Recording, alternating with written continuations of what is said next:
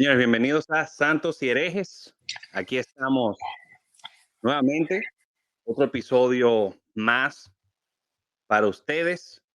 En esta ocasión, sé que muchos han visto últimamente nuestras redes, se han preguntado Se qué han, está pasando se han con... reído, han se han visto molestado. los temas poco controversiales que Eh, hemos tocado. y no sé si han notado, últimamente nos hemos movido un poquito de cómo iniciamos. Hemos estado tocando muchos temas, diría yo, como seculares, del momento, muchos temas de series, ¿verdad? Que les han gustado, de lo que mi pastor no me dice, cosas como contemporáneas, temas de comportamiento de la iglesia, pero hemos sentido como volver a nuestras raíces, volver un poquito a cómo iniciamos este podcast.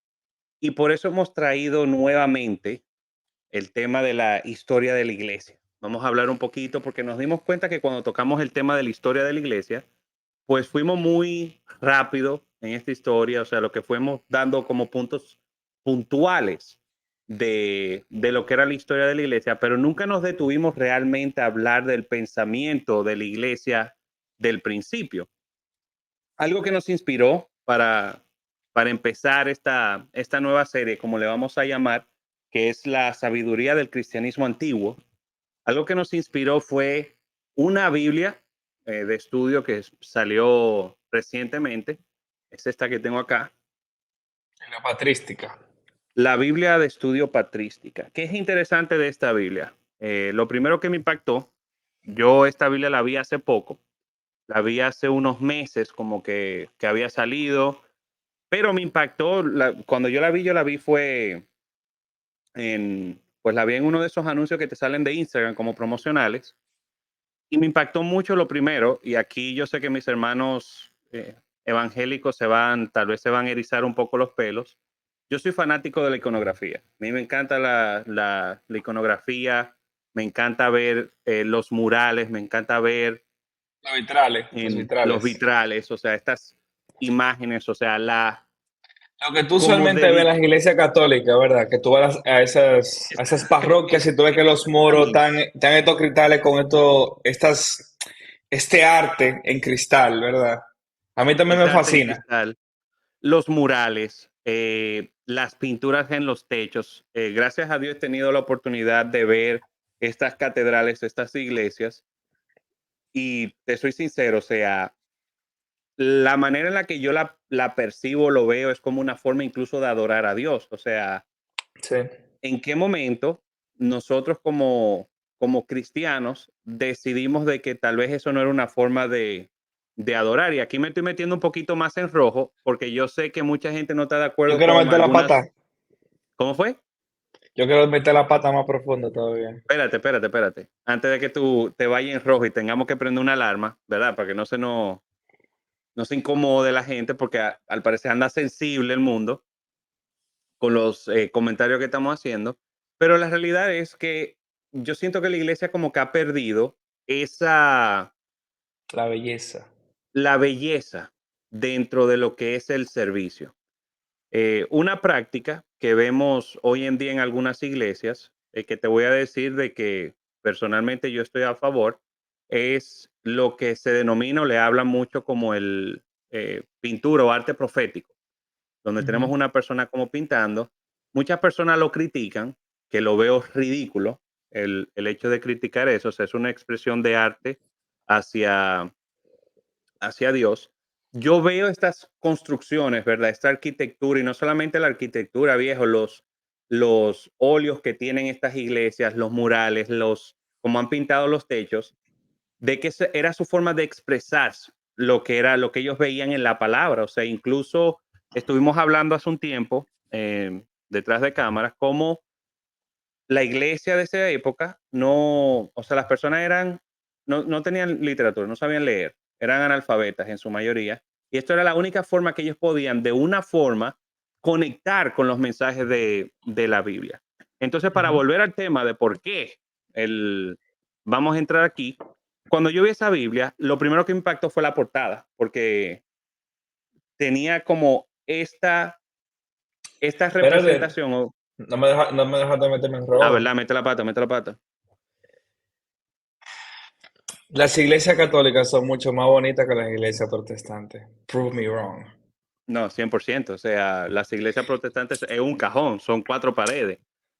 Mira, para mí, o sea, yo he estado como en este trayecto de cambio de pensamiento hace un tiempo para acá. Y de verdad, te soy sincero, yo prefiero mil veces ver en una iglesia una cruz en el medio del púlpito o de la plataforma que una pantalla LED. Prefiero tener un salón lleno de vitrales contando la historia del evangelio que máquinas de humo y lucecitas. Yo siento que, o sea, esperemos que este sentimiento crezca más, de que la iglesia vuelva a sentirse como una iglesia, Que que la como, realidad, esas mira, eran las primeras luces de la iglesia. O sea, cuando esos vitrales se le alumbraba el sol, reflejaba en colores. O sea que sí, y sabe que también yo tenía la oportunidad de visitar algunas de esas iglesias ortodoxas, católicas, incluso algunas creo que hasta ucranianas, creo que visité una vez, y tú sientes como la solemnidad, como que estoy en la iglesia, tengo que portarme bien o tengo sí, que tengo que estar actuar. callado, no puedo estar, Sí. tengo Y que si bien respetar.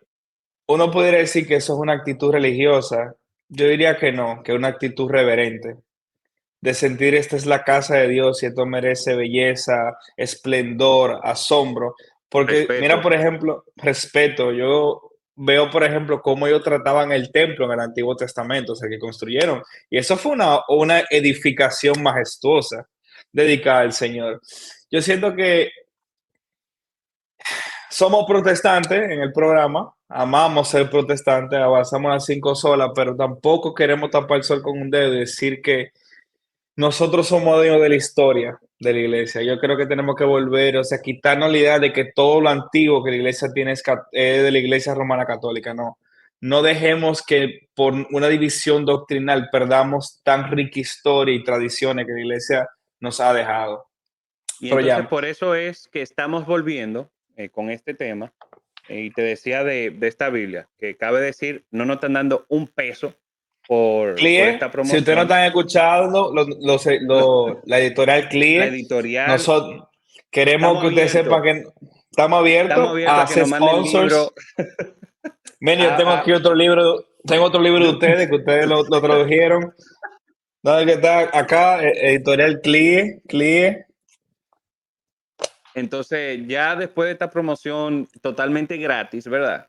Volviendo al tema, Biblia de Estudio Patrística, la intención con la que traemos esto es, queremos rescatar un poco las ideas de la iglesia del principio. Hemos hablado mucho y hemos compartido muchos temas y donde traemos fragmentos aquí y allá de los padres apostólicos y de los padres de la iglesia, pero la realidad es que nunca nos hemos detenido como a evaluar la doctrina, ¿verdad? Primero la eclesiología, cómo era la iglesia del principio, cómo se comportaban, cómo se manejaban. No nos Tengo detuvimos tan... noticias. Los Diga. padres de la iglesia no eran bautistas. Sigue. No eran reformados tampoco, No eran entonces, ni pentecostales. Sí, Entonces, sí. queremos rescatar un poco las ideas que ellos compartían. La realidad con esta Biblia nos inspiró, ¿verdad? A volver estas raíces de lo que era la iglesia primitiva. Entonces, esta serie creo que va a ser un poquito prolongada, así Sí. que para los que no tienen como esa paciencia y les gustan esos temas picantes, no se preocupen que de vez en cuando como que le vamos a tirar esa chinola en el programa. Van a haber episodios, vamos a seguir, ¿verdad? Con la esencia de Santos y Herejes, vamos a seguir con los memes, pero queremos enfocar esta serie de lleno en lo que eran las doctrinas, ¿verdad? Primeramente esenciales de la fe cristiana, los distintos credos que se Sí. formaron y también ver un poquito, rescatar esa sabiduría del mundo antiguo, cómo veían estas personas la iglesia, cómo veían la reunión, porque creo que el día de hoy hemos perdido mucho, mucho, mucho de eso. Entonces, cuando leen esta Biblia, lo interesante de estos comentarios es que los padres las personas, la editorial, ¿verdad? Lo que realiza en los comentarios, en vez de tener un comentario como de explicación del texto, como solemos ver con los las distintas Biblias de comentario, en esta me encantó ver cómo los padres apostólicos y los padres de la iglesia reflejaban su pensamiento en estos textos, o sea, cómo ellos lo interpretaban. Me encanta también que al final, ¿verdad? La Biblia tiene un amplio comentario donde tenemos la biografía de estos padres apostólicos, los padres de la iglesia, donde tenemos distintos ensayos, ¿verdad? De cómo se realizaban los servicios, cómo era eh, la mesa del Señor, la Eucaristía, cómo ellos tenían la interpretación de ciertos temas, ¿verdad? Como lo que era la mentira, quién era Balaam, como temas así que nos preguntamos hoy en día cómo veían los padres de la iglesia. Cabe decir, y es válido, de que los padres de la iglesia posiblemente no contaban con las herramientas que tenemos hoy en día, ¿verdad? De crítica Ujú. textual, de hermenéutica, por lo cual hay mucho uso de lo que es la alegoría en sus interpretaciones o ellos tratando de darle una explicación a algo que no entendían. Sí, también muchos de ellos, la mayoría de los padres de la iglesia, o hablaban griego o hablaban latín, no hablaban hebreo. Y ya de por sí tú tienes un problema en cuanto a cómo interpretar y leer principalmente los textos relacionados al Antiguo Testamento. Si tú te fijas, hay ciertos, no vamos a abundar mucho en ello, pero hay ciertos comentarios que ellos hacen de Génesis y de otras partes del Antiguo Testamento que te das cuenta que ellos no están familiarizados con el Antiguo Oriente, o sea, el mundo cultural y tampoco con el idioma. Con esto no estamos diciendo que sus opiniones sobre esos temas no sean válidas, porque tenemos que, o sea, es parte de nuestra historia cristiana, el pensamiento de ellos, pero sino que también necesitamos entender que ellos tenían sus limitaciones. Por ejemplo, los padres de la iglesia, a diferencia de nosotros, no tenían una Biblia en sus casas que ellos podían leer y sacar comentarios. Tenían que ir a los sitios donde estaban los rollos, memorizarlos y a partir de ese momento hacer sus comentarios. Ahora imagínate eso, tú trabajar un comentario con un texto que no tienes a la mano, sino que tú lo escuchaste o lo leíste en la iglesia y después fuiste a tu casa y tú te escribiendo en base a una memoria. Por eso es que no toda interpretación de los padres de la iglesia, en nuestra opinión, voy a usar la palabra válido porque si somos exegéticamente correctos, no lo es. No todos su exégesis y todo su pensamiento, si usamos las herramientas modernas de interpretación, vamos a llegar a la misma conclusión debido a que tenemos, como tú dijiste, Samuel, una diferencia de herramientas. ¿Qué me puedes Pero decir? algo que sí cabe rescatar como de todo esto es la parte, me encantó de la eclesiología, o sea, cómo ellos veían la iglesia, cómo Sí. veían el servicio, cómo se manejaban durante el servicio. ¿Por qué? Eso puede traer a luz muchos de los comportamientos o de la forma en la que nosotros hacemos iglesia hoy en día. Yo quiero tomarme un tiempo como para hablar un poquito de un artículo que tiene esta Biblia. En específico, este es de Catherine González González, que ella Ujú. habla de lo que era, cómo aprendía la iglesia del principio, o sea, cómo ellos en cierta forma enseñaban. Me gusta mucho cómo desarrolla en este artículo y resume, ¿verdad?, el aprendizaje de la iglesia del principio. Cabe decir de que en los primeros tiempos de la iglesia, y habla alrededor del año 100, las congregaciones eran bien pequeñas. O sea, no es nada como lo que vemos hoy en día, que tenemos la idea de las megas iglesias, donde tenemos iglesias de más de 1000 miembros. Son iglesias estamos hablando muy pequeñas, donde se reunían en sinagogas en un principio, porque en su principio todos los cristianos eran hebreos. Ya luego que se expandió el evangelio, empezaron a llegar los gentiles y me gusta mucho cómo ella va desarrollando esta idea de cómo era la enseñanza en la iglesia del principio. ¿Por qué? Para los hebreos era fácil digamos, entre comillas, el cristianismo, porque ellos tenían un entendimiento de lo que era su cultura hebrea, tenían un entendimiento de lo que era la ley, lo que era el Antiguo Testamento, y ya al incluir, ¿verdad?, la parte de la redención de Jesús, formando ya el cristianismo, Entonces era fácil a estas personas construir sobre la base que ya tenían, como vemos en la palabra de que o sea, lo que tenemos hoy en día, ¿verdad? La simiente son los profetas y los apóstoles. Para ellos entonces era fácil porque ellos entendían los profetas. ¿Qué pasa ahora cuando los gentiles empiezan a convertirse? Ellos no entienden, como bien tú decías, la cultura hebrea, y empieza, ¿verdad?, la formación de lo que era la iglesia. A mí me impactó mucho cómo, cómo conectaban estas personas en la comunidad de lo que era iglesia y cómo empezó a surgir, ¿verdad?, estas reuniones o cómo se manejaban estas reuniones.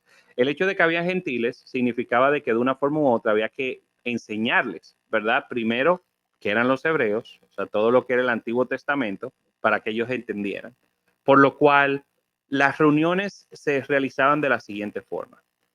Algo que cabe decir es un concepto actual que se está manejando con las iglesias es que la reunión de los domingos o la reunión de los santos es para el no creyente. Debemos de enfocar la reunión para que la persona que no conoce a Cristo, pues aquí en la iglesia lo conozca.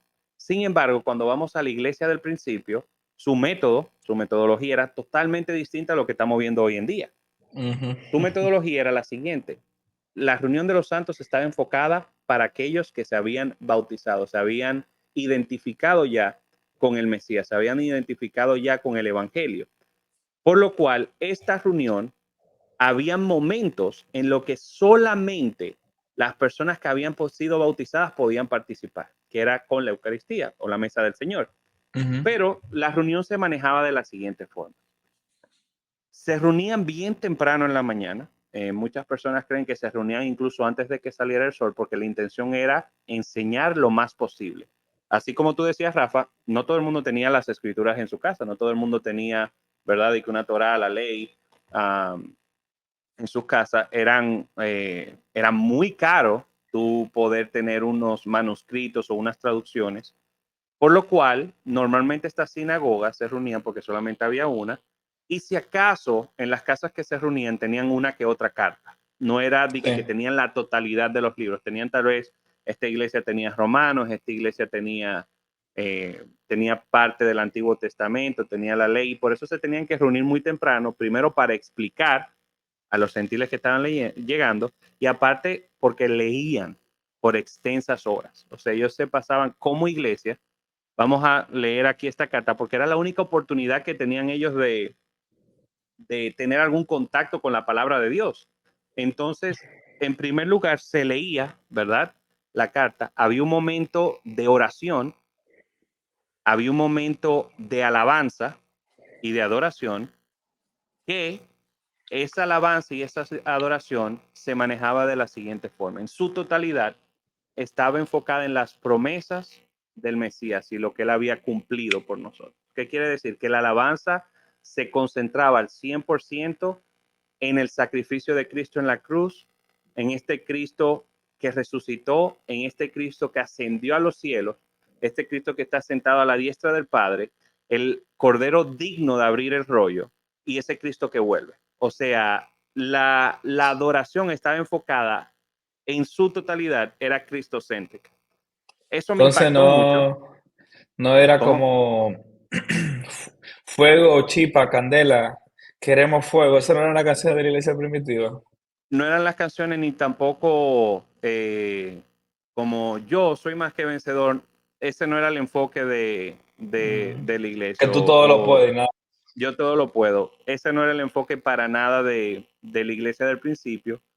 Me impactó mucho porque es una realidad y lo habíamos mencionado en el episodio pasado, que sé que causó mucho problema, pero es algo que tanto Rafa y yo mantenemos. O sea, la realidad de la alabanza, de la adoración, debería, y es mi punto personal, deberíamos rescatar eso de la iglesia del principio, de que ésta esté enfocada no en En mí, el sino Señor. en Él. Y no solo Ah, cuando decimos que digo que la historia del Evangelio, de él adoramos al Dios que se hizo hombre, al que vivió sin pecado, aquel que murió bajo el poder de Poncio Pilato en la cruz del Calvario, que fue sepultado, descendió al inframundo, resucitó al tercer día según las Escrituras, ascendió al cielo, está a la diestra del Padre intercediendo por la humanidad, el sacerdote del nuevo, el gran sacerdote del nuevo pacto, el perfecto sacrificio delante de Dios, aquel que va a volver. Esos eran los himnos que premiaban a la iglesia primitiva. Hay un libro que se llama Nuestro Señor Jesucristo, de Larry Hurtado, donde él habla de la cristología de los primeros Ujú. cristianos. Y ahí hay una sección donde él habla de todos estos himnos tempranos del cristianismo, donde Jesús es identificado como Dios. Obviamente el libro se enfoca más en la divinidad de Jesús en los primeros cristianos, pero la idea de que todos los himnos, o sea, la mayoría de los himnos estaban enfocados en eso, en la vida, deidad, muerte, resurrección, sepultura, ascensión, segunda venida del Señor. Yo tengo este valor personal, lo he dicho a muchas personas, que yo creo que si cuando vemos la escena de la adoración en el cielo en Apocalipsis 4 y 5, vemos que día y noche no paran de decir santo, santo, es el Señor Dios Todopoderoso. Y después cuando en el 5 se cambia la vista a Jesús, el Cordero inmolado, se dice que digno es el Cordero inmolado desde la fundación del mundo, Él es digno de tomar el rollo.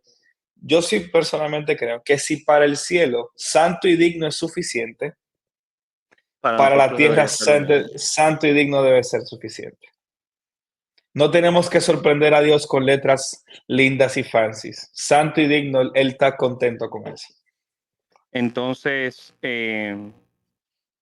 yendo a la parte, ¿verdad?, de cómo manejaban el servicio, pues estaba dividido en estas dos partes, ¿verdad? La primera parte de la lectura, que podía participar todo el mundo, no necesariamente los bautizados, sino personas que estaban por bautizarse, personas que pertenecían a la comunidad y deseaban unirse. O sea Mire, que, podemos hablar, deja que interrumpa, de cómo la iglesia al principio bautizaba. O sea, no tanto, o sea, cómo se llegaba al bautismo, no el discipulado previo ujú, a eso, sino cómo lo hacían. Porque usualmente siempre pensamos en un bautismo completo de agua, de que lo inundamos, lo sumergimos por completo, pero la DIDAG, que yo creo que un texto que tú mencionabas en algún momento de la conversación, que es un manual de básicamente de cómo llevar la vida cristiana entre las iglesias, dice esto en el capítulo 7, y la DIDAG es una de nuestras lecturas para el book club, aún están a tiempo para unirse si quieren unirse. ya lo saben. Dice así, en cuanto al bautismo, he aquí cómo hay que administrarle. Debes de haber enseñado los anteriores preceptos, o sea, todo lo que la IDAG decía previamente. Bautizad en el agua viva en el nombre del Padre, del Hijo y del Espíritu Santo. Si no pudiera ser en agua viva, puedes utilizar otra. Si no pudiera Por agua hacerlo, viva estamos hablando de río, el océano, o sea, ujú, aguas que estén en movimiento. aguas que fluyen, vamos a decir. Ujú. Pudiera hacerlo con agua fría, puede servirte de agua caliente. Si no tuvieras a mano ni una ni la otra, echa 3 veces agua sobre la cabeza en el nombre del Padre, del Hijo y del Espíritu Santo. Antes del bautismo debe procurarse que el que lo administra, el que va a ser bautizado y otras personas, si puede ser, ayunen. Al neófito le harás ayudar 1 o 2 días antes. O sea, que la iglesia tenía no tenía esa idea estricta de que teníamos para bautizar teníamos que sumergirte por completo. Con el mero hecho de yo, por ejemplo, coger este vaso, porque lo que están viendo el video, y echarme agua 3 veces en la cabeza, y eso contaba como un bautismo. Y no solo Y eso, previo al acto del bautismo, se le decía tanto al que iba a ser bautizado como los que lo iban a administrar el bautismo, que debían ayunar. Y con eso, conectando con esta división del servicio, porque decimos, tenemos un servicio, ¿verdad? Para la comunidad completa, pero teníamos una segunda parte del servicio que era solamente para los que habían sido bautizados, que era la mesa del Señor. O sea, la Ujú. mesa del Señor solamente se le daba, ¿verdad? Permiso o solamente tenían derecho a participar aquellos que habían sido identificados con el cuerpo de Cristo por medio del bautismo. O sea, somos parte ya del cuerpo, morimos a nosotros mismos, resucitamos en él, somos parte de su iglesia. Estos eran los únicos que Ujú. podían participar de la mesa del Señor, de la segunda Sí, parte del servicio. y sabemos Ahora, esto sabemos esto de que era un principio de la iglesia primitiva, porque en la Didache, el texto que también el documento que mencionaba, uh-huh, en el capítulo 9 cuando habla de cuando se sirva la Eucaristía, en la última parte dice, luego de explicar cómo el himno, porque ellos incluso tienen un himno que ellos cantaban, una oración que cantaban antes de participar de la mesa, que nadie coma ni beba de esta Eucaristía sin haber sido antes bautizado en el nombre del Señor, puesto que el mismo dice sobre el particular, no deis lo santo a los perros. Entonces, dirán, ¿cómo podía entonces una persona que no había sido bautizada participar de la mesa? De la Pues mesa. resulta que la iglesia tenía una práctica eh, en la cual que se determina, o sea, se le llama catecúmenos, hay personas que le llaman como el catecismo, ¿verdad? Donde se instruía al nuevo creyente por aproximadamente entre 2 a 3 años en lo que eran las doctrinas básicas de la fe cristiana.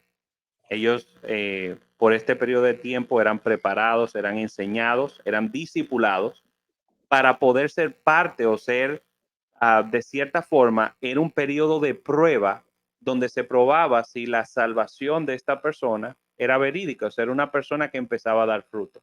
Durante este periodo de enseñanza, ¿verdad? Que se enseñaba todo, entonces el nuevo creyente podía participar del bautismo. Algo interesante aquí es, y cabe decir, esta forma, ¿verdad?, de impartir la enseñanza es bien debatible. ¿Por qué? Porque desde muy temprano en la iglesia vemos lo que es el bautismo de niños, pero sin embargo, esta práctica de los catecúmenos o del catecismo nos deja entender de que en cierta forma, hasta que tú no terminaras esto, no podías ser bautizado.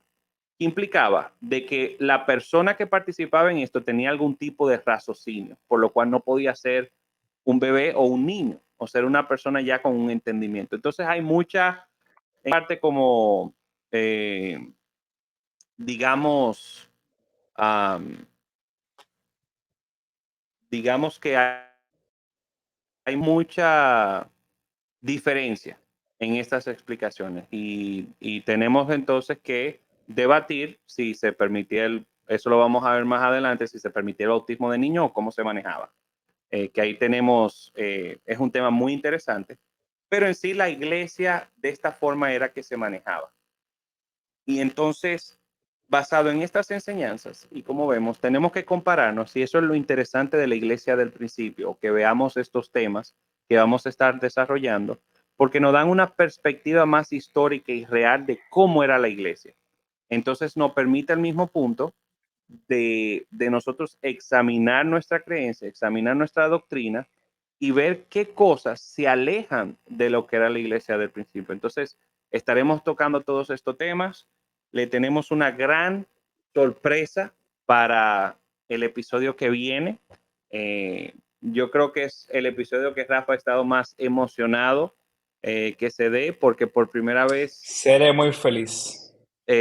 Rafa va a ser muy feliz. Se lo vamos a dejar así de sorpresa, no le vamos a decir nada, pero de eso va a tratar esta nueva serie. Vamos a rescatar la sabiduría del mundo antiguo, vamos a hablar de los padres apostólicos ya en biografía, qué hablaron estas personas, qué enseñaron, cómo veían las doctrinas, cómo entendían diferentes extractos de la palabra. Creo que va a ser muy interesante. De nuevo les digo, estamos volviendo a nuestras raíces. Sé que muchos vinieron y nos conocen por temas picantes, pero vamos a volver un poco a como éramos. Vamos a hablar un poco de lleno con la palabra, datos históricos, cosas que son de interés para nosotros como cristianos y que debemos de rescatar y tener a mano siempre. Nada, Y amigos. Gracias por haber sintonizado. ¿Qué día es hoy? El día que usted lo vaya a escuchar. Nos vemos exacto. la semana que viene. Por favor, estén atentos a las redes y cuando salga el próximo episodio, se los prometo, no se lo quieren perder. Nada, los amamos. Dios les bendiga. Chao.